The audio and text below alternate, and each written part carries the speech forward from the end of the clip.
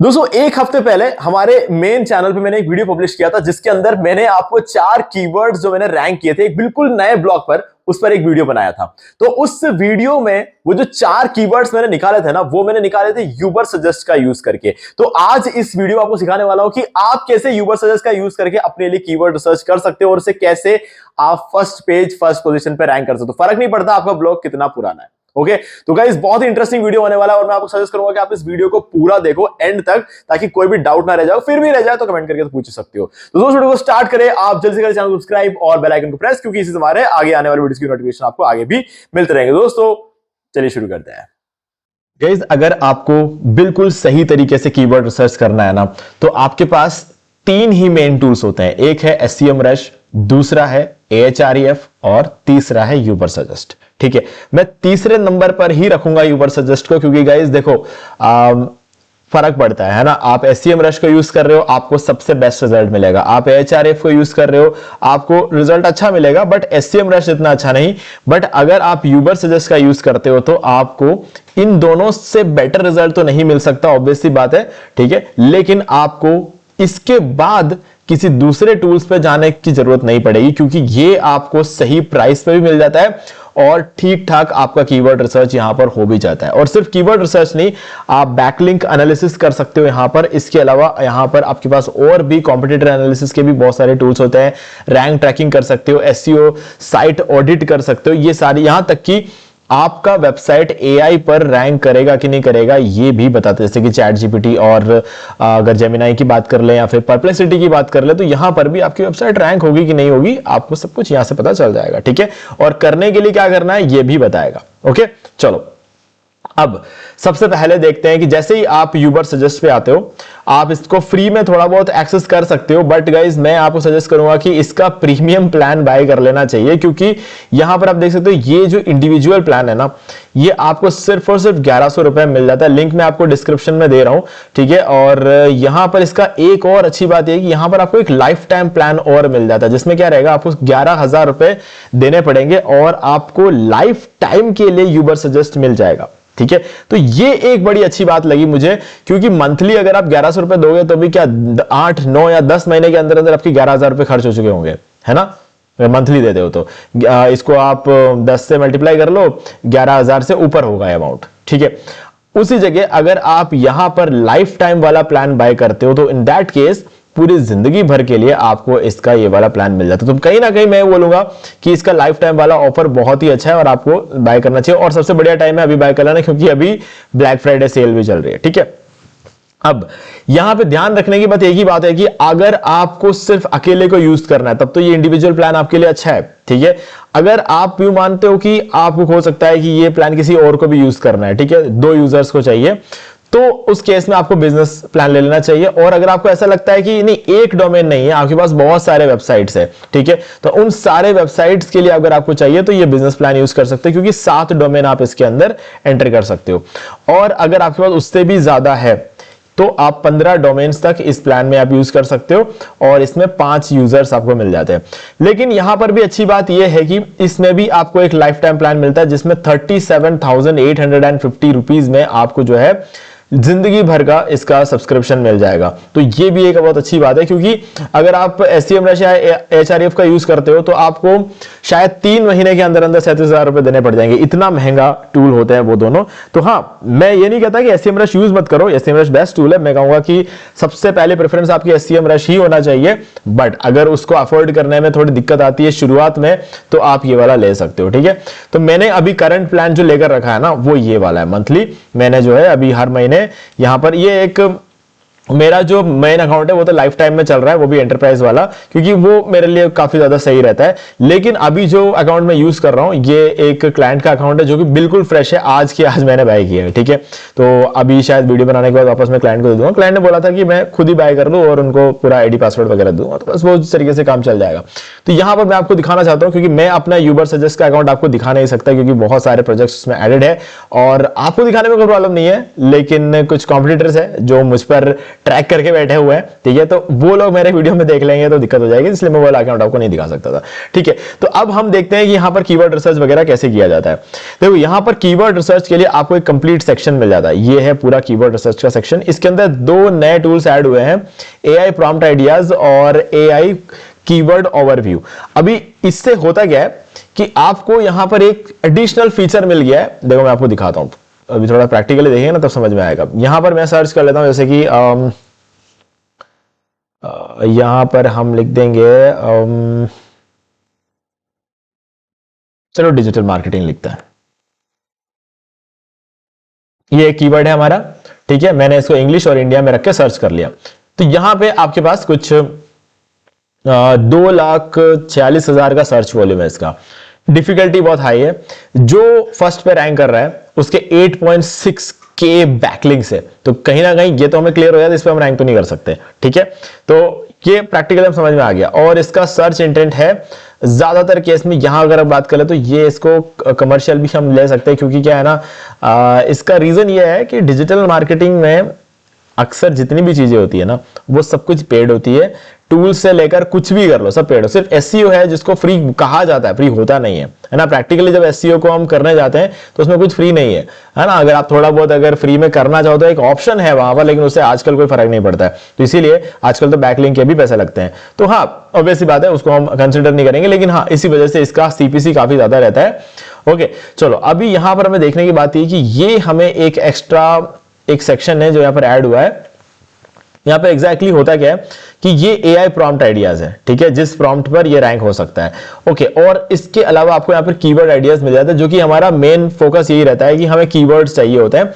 अब देखो इसमें आपके काम के कीवर्ड सिर्फ और सिर्फ गूगल ऑटो कंप्लीट है, ठीक है, जो कि हमें देखना होता है। इसके अलावा क्वेश्चंस, अगर आप क्वेश्चन के फॉर्म में कुछ कीवर्ड चाहते हो, जैसे कि why digital marketing is important, why what digital marketing do, what digital marketing means, what digital marketing course और is digital marketing good career, इस लिए क्वेश्चन वाले आपको कीवर्ड्स मिल जाते हैं। और कुछ कंपैरिजंस वाले, digital marketing versus traditional marketing, digital marketing and AI, ऐसे कुछ जो है कंपैरिजन वाले कीवर्ड्स मिल जाएंगे। और कुछ प्रीपोजिशन, इसको तो खैर इग्नोर ही करो, ठीक है। तो अब हमें देखने की बात है कि ये वाले जो कीवर्ड्स है इसको ओपन करो और यहां पर 427 कीवर्ड से निकाल कर दिया। हालांकि अगर आप SEM रश पे सर्च करते हैं तो 427 क्या कम से कम 10-15 हजार कीवर्ड निकाल कर देता वो, है ना। फर्क पड़ता है यार, देखो अब यहाँ पर $12 दे रहे हैं और वहां पर $119 दे रहे हैं, फर्क पड़ता है महीने, है ना। कोई काफी 10 गुना ज्यादा वहां पर पे करना पड़ रहा है, उससे भी ज्यादा, ठीक है। तो चलो अब यहां पर जो उसने हमें कीवर्ड्स निकाल कर दिए है ना, इसमें क्या क्या दिखा रहा है हमें, इंटेंट, वॉल्यूम, CPC, और यहां पर आपको PD जिसको हम कहते हैं पेड डिफिकल्टी, और ये SEO डिफिकल्टी, ठीक है। तो ये सारी चीजें यहां पर है। और यहां पर आपके पास रिलेटेड कीवर्ड्स में आपको काफी सारी चीजें मिल जाएंगी, ठीक है। अगर रिलेटेड कीवर्ड्स में आ जाओ तो 1,22,000 कीवर्ड्स यहां पर आपको अलग से और मिल जाते हैं, ठीक है। तो यहां पर ये चीज भी आपको मिलती है। बट ऑटो कंप्लीट जो है ये गूगल का ऑटो कंप्लीट होता है, जिसके अंदर हमें ये 427 कीवर्ड्स जो है हमें मिलता है। रिलेटेड में जाओगे और बहुत सारे मिल जाएंगे, ठीक है। जैसे कि हो गया अलग अलग digital marketing tool, digital marketing course Kolkata, ऐसे बहुत सारे कीवर्ड्स एंड ऑप्शन आप पढ़े हैं इसमें, ठीक है। और क्वेश्चंस वाले प्रपोजिशन है और कंपैरिजन है, वो खैर बहुत कम होते हैं ये।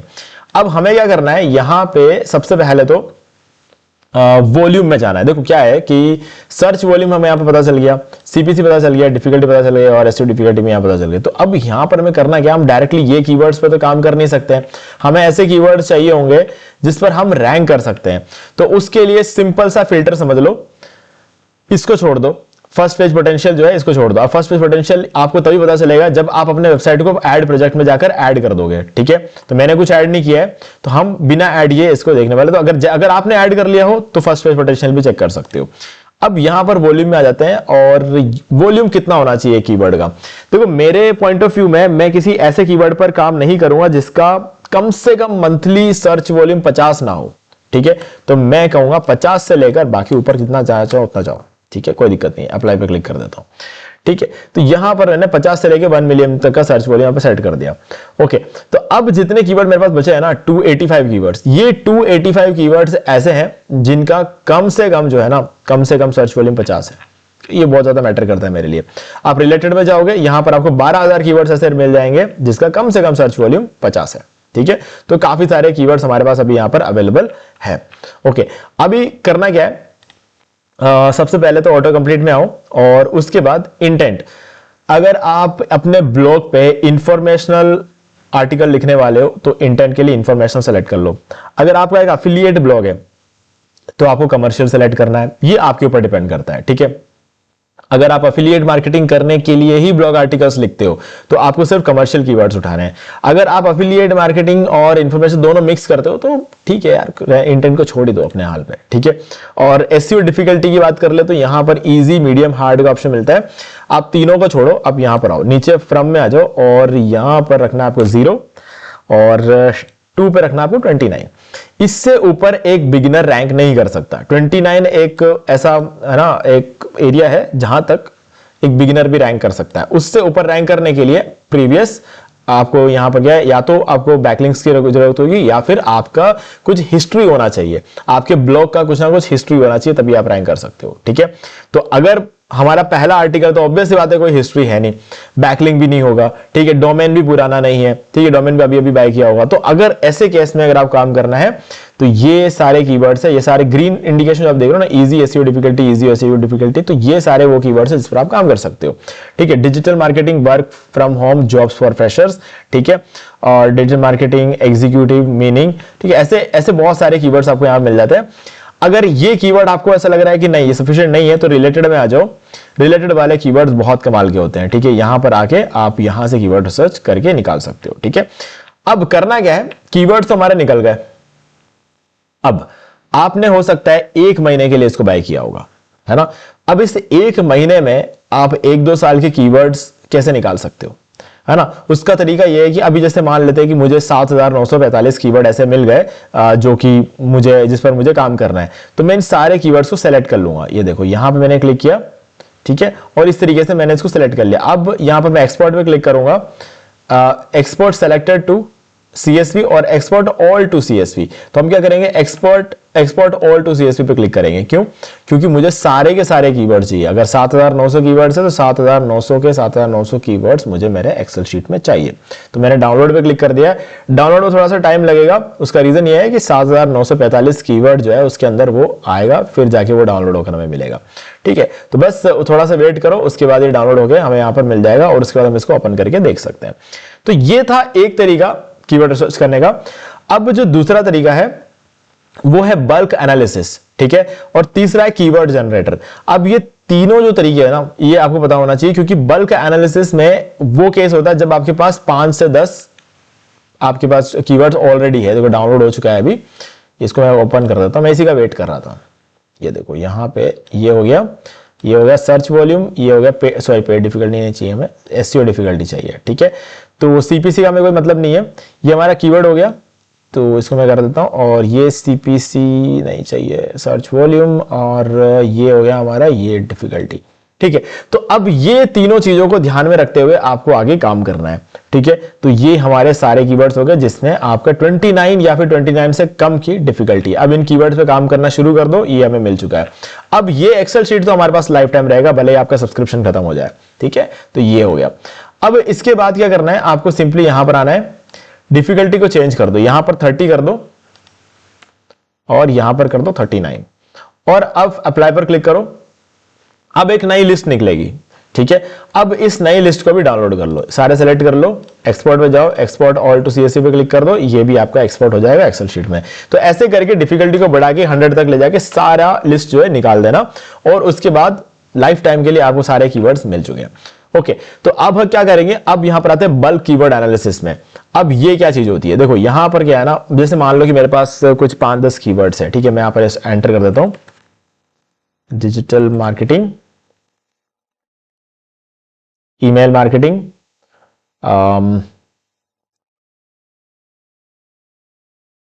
Content marketing, affiliate marketing, SEO, WordPress, web hosting, ठीक है। ऐसे मैंने कुछ कीवर्ड्स यहां पर लिख दिया, यहां पे स्पेलिंग मिस्टेक हो गई, इसको हटा देते हैं, हम लास्ट में डालेंगे।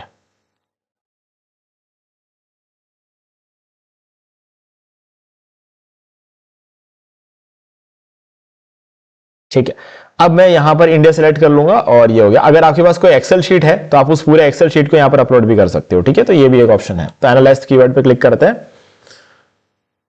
और यहां पे हमारे पास सारे कीवर्ड्स की लिस्ट आ गई और यहां पर आप देख सकते हो इसका सर्च वॉल्यूम है 2,46,000, 18,000, 22,000, 90,000, 2,46,000 ये वर्डप्रेस का है और वेब होस्टिंग और इसका एफिलिएट मार्केटिंग है 90,000। तो ये हमारा सर्च वॉल्यूम मिल गया, ये हमको हमारा सीपीसी पता चल गया है, ठीक है। और सबसे ज्यादा सीपीसी यहां पर आप देख सकते हो एससीओ का चल रहा है और ये हमारा डिफिकल्टी का पता चल गया।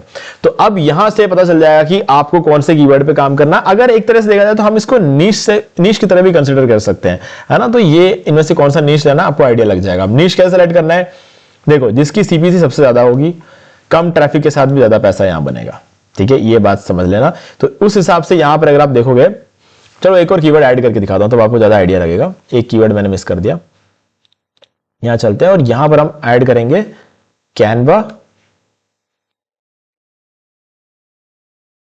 गूगल एड्स, ये दो ऐड करते हैं। अब देखना, ये देखो यहां पर सबसे ज्यादा सर्च वॉल्यूम किसका निकल के आता है, 9.1 मिलियन, ये है 90 लाख का सर्च वॉल्यूम, ठीक है। बाकी सब का सिर्फ 2 लाख तक जा रहा है ना, मैक्सिमम 2 लाख है यहां पर और ये 90 लाख है ना, किसका है, कैनवा का। लेकिन इंटरेस्टिंग बात बताई है, सिर्फ 7 का सीपीसी है यहां पर। तो मान लो कि अगर आपके ज्यादा व्यूज आ भी गए, है ना, तब भी आपकी सीपीसी कम रहेगी। और यहीं पे अगर आप गूगल एड्स का देखोगे तो 6,73,000 का इसका सर्च वॉल्यूम है और फिर भी 90 लाख के सामने तो कुछ भी नहीं है ये। लेकिन इसका सीपीसी देखो 321 की सीपीसी है इसकी। तो अगर आप इस कीवर्ड पे काम करते हो, मतलब गूगल एड्स से रिलेटेड अगर कंटेंट लिखते हो आप, तो आपको ज्यादा हाई सीपीसी के जो है एड्स देखने को मिलेंगे। तो बस ये सीधा सीधा कॉन्सेप्ट है गाइस किसी भी नीश को सिलेक्ट करने का, कि देखो वॉल्यूम कैसा है और सीपीसी कैसा है। डिफिकल्टी तो ठीक है, हम इस पर्टिकुलर नीश के अंदर और लो कंपटीशन कीवर्ड निकाल के काम कर लेंगे, वो प्रॉब्लम नहीं है। बात ये है कि इनमें से किस टॉपिक पर काम करना है, ये इसका आइडिया यहां से लग जाता है। इसके बाद आता है कीवर्ड जनरेटर। अब मान लो कि आपको यह पता है कि आपका कॉम्पिटिटर कौन है। जैसे कि मैं एक ब्लॉग को काफी पढ़ता हूं, backlinko.com, ठीक है। अब इस ब्लॉग को मैं यहां से उठाता हूं और यहां पर एंटर कर दूंगा, ठीक है, और नेक्स्ट पे क्लिक कर देंगे।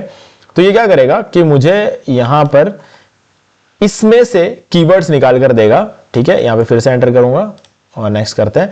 अब ये करें, पूरे साइट को स्कैन करेगा, उसके कीवर्ड्स निकालेगा। देखो सारे कीवर्ड्स निकालकर मुझे दे दी। ये वो सारे कीवर्ड्स जो वो उस वेबसाइट में यानी कि बैकलिंको की वेबसाइट पे यूज हो रहा है और ये वो कीवर्ड्स है जिस पर वो खुद रैंक कर रहा है और ये वही कीवर्ड्स है जिस पर मैं रैंक कर सकता हूं, है ना। तो मुझे भी इस पर टारगेट करना चाहिए। तो 2000 कीवर्ड्स इसने मुझे निकाल कर दे दिए, है ना। तो इस तरीके से आप अपने कॉम्पिटिटर्स के कीवर्ड्स का भी पता लगा सकते हो और उससे आपका कॉम्पिटिटर जो कीवर्ड यूज कर रहा है वो कीवर्ड ऑब्वियसली बात है आप भी यूज कर सकते हो, क्योंकि तभी तो वो आपका कॉम्पिटिटर बना है ना, क्योंकि दोनों एक ही कीवर्ड पे कॉम्पीट कर रहे हैं। तो ये चीज है, आप यहां पे इससे ये भी सीख सकते हो, ठीक है। तो ये मैंने आपको पूरा कीवर्ड रिसर्च समझा दिया है।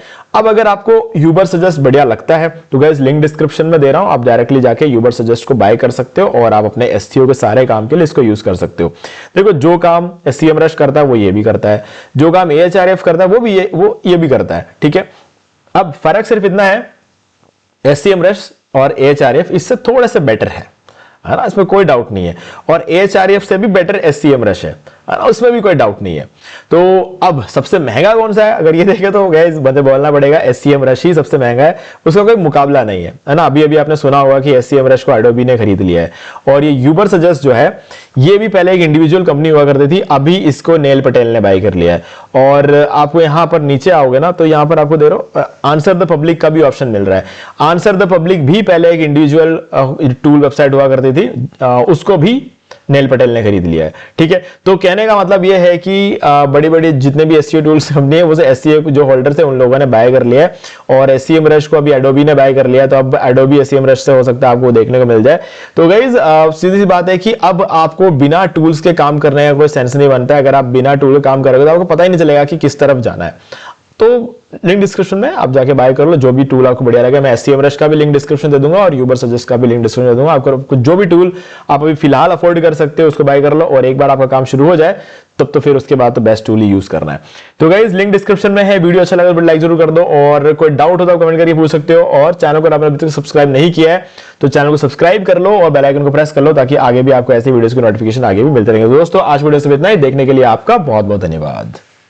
तो दोस्तों मुझे भी देखिए आपको ये वाला वीडियो अच्छा लगा होगा। अब यहाँ पर दो और वीडियोस जिनके अंदर मैंने आपको बताया कि आप कैसे घर बैठे बैठे पैसिव इनकम जनरेट कर सकते हो, तो आपको इन वीडियोस को एक बार जरूर देखना चाहिए। भाई अगर आपको ये वाला वीडियो अच्छा लगा लाइक जरूर कर दे और चैनल को सब्सक्राइब करके बेल आइकन को प्रेस कर ले, क्योंकि इससे हमारे आगे आने वाले वीडियोस की नोटिफिकेशन आपको आगे भी मिलते रहेंगे। दोस्तों आज वीडियो से इतना ही, देखने के लिए आपका बहुत बहुत धन्यवाद।